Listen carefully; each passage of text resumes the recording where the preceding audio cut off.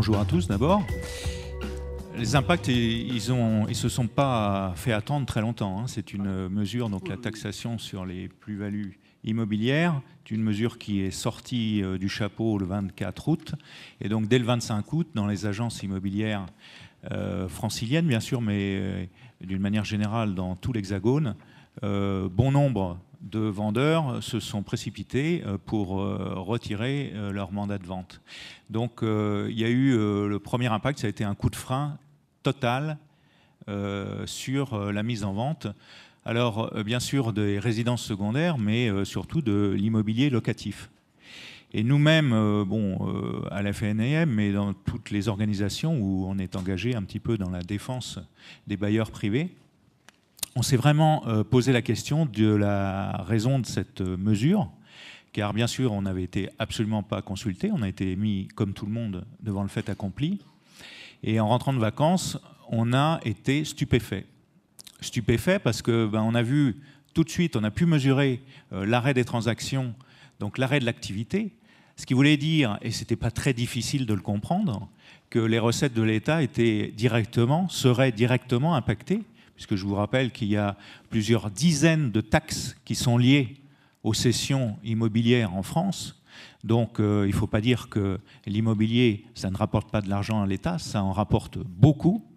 Et là, se mettre sur un objectif d'économie pour l'État de 2 milliards d'euros grâce à cette mesure, c'était totalement incohérent.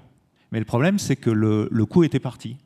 Le coup était parti, et ce qu'on a pu faire en termes de lobbying, ça a été d'essayer de redresser la barre, puisqu'en fait, dans la première version de la mesure, vous aviez donc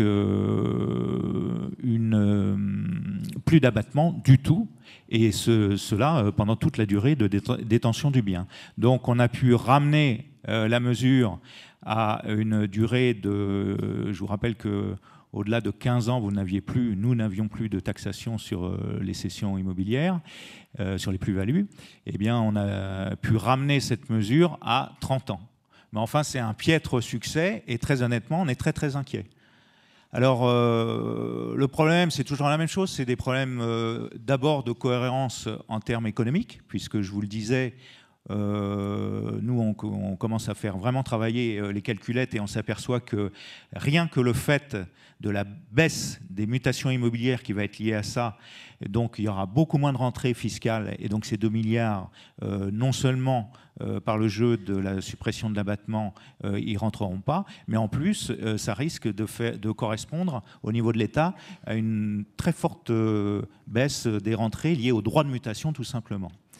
Et tout particulièrement au niveau de l'Île-de-France, on est extrêmement surpris parce qu'on accompagnait totalement ce superbe chantier qui est le Grand Paris.